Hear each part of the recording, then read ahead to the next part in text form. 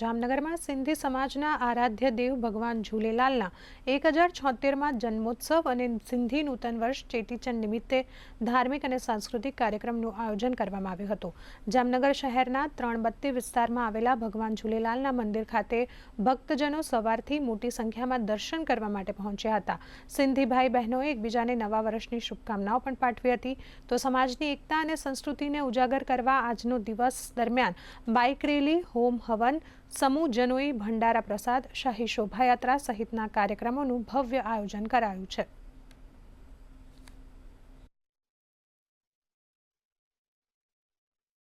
Bike rally સાધના કોલોનથી લઈ નાનકપુરી, હવાઈ ચોક, બર્ધન ચોક, શાક market, grand market, દીપક talkies થઈ અને ઝૂલેલાલ મંદિરે પહોંચશે।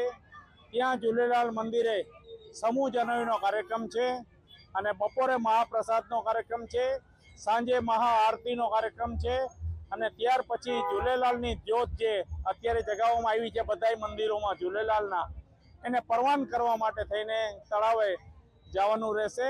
રાતના 11 કે 12 વાગે ઝૂલેલાલ જ્યોત પધરાવવામાં આવશે। આજે સિંધી સમાજ તરફથી આ બધાય કાર્યક્રમમાં પોતાની ધંધો રોજગાર બંધ રાખી અને આમાં સાથે મળી અને ઝૂલેલાલ જયંતિની ઉજવણી કરશે।